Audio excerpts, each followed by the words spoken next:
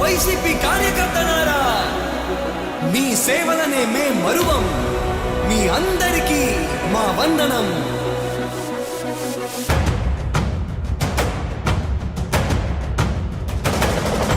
రాణి భగ భగ చావే ఎదురుగా అయినా అదరని ధైర్యంలా, లక్ష్యం మరువక పంతం విడువక యుద్ధం గెలిచెను సైన్యంలా.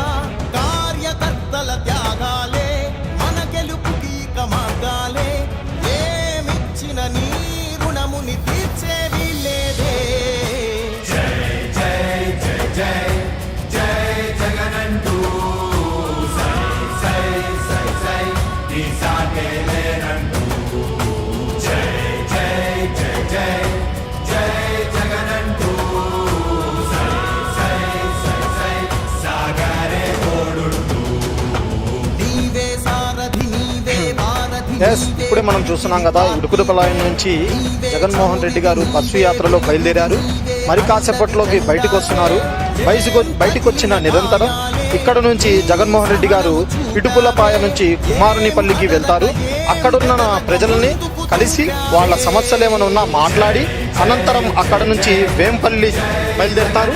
వేంపల్లిలో ఉన్న కార్యకర్తలు, ప్రజలు, నాయకులను కలిసి తర్వాత సర్వరాజుపేటకు బయలుదేరుతారు. సర్వరాజుపేటలో అక్కడున్న ప్రజలను, అక్కడున్న వాళ్ళని కలుసుకొని తర్వాత వీరపు నాయనపల్లికి వెళ్తారు.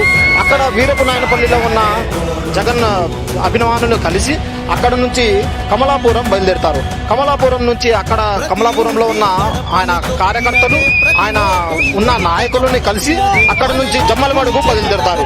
జమ్మలమడుగు నుంచి అక్కడ నుంచి పొట్లతుర్తి మీదుగా సాయంత్రం 4:30 గంటలకు పొద్దుటూరు బైపాస్ రోడ్డు సమీపంలో ఏర్పాటు చేసిన బహిరంగ సభ వద్దకు సీఎం జగన్ చేరుకుంటారు.